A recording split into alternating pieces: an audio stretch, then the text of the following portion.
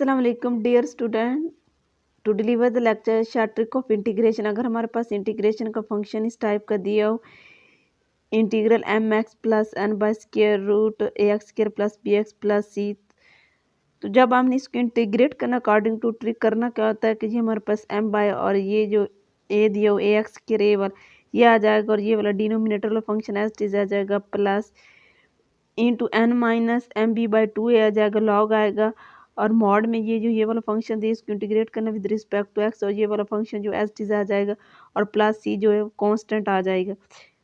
तो इससे रिलेटेड कुछ एग्जांपल सॉल्व करते हैं। ये हमारे पास फंक्शन दिया गया integral C X plus 3 by square root X square plus 5x plus T. यहाँ हमारे पास ए 1 है, बी 5 है, एन जो 3 है, एम क्या है 6 है। अकॉर्डिंग टू ट्रैक यहाँ हमारे पास एम बाई ए है तो 6 आ जाएगा, डिनोमीटर वाला फंक्शन एस टी होता है और इंटू यहाँ हमारे पास जो होता है एन होता है, यहाँ हमारे पास जो एन है वो 3 है माइनस यहाँ हमारे पास एम बी होता है, यहाँ हमारे पास जो एम है वो 6 है और बी जो है 5 है बाई 2 आ जाएगा, लॉग आ जाएगा और ये हमारे पास जो फंक्शन दिया था इसको इंटीग्रेट कर देंगे विद रिस्पेक्ट टू एक्स और हमारे पास ये जो फंक्शन है डिनोमिनेटर वाला ये मल्टीप्लाई के साथ एस टी आ जाएगा प्लस सी कांस्टेंट आ जाएगा।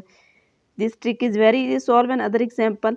ये हमारे पास क्वेश्चन दिया गया integral 3x minus 2 by square root 4x square minus 3x plus 1।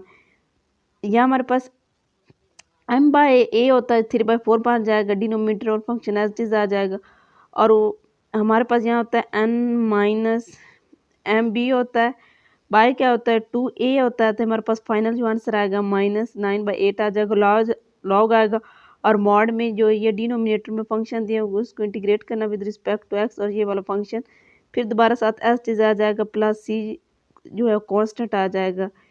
इस ट्रिक से रिलेटेड अब बहुत इजी क्वेश्चन सॉल्व आउट कर सकते हैं। Thanks for watching.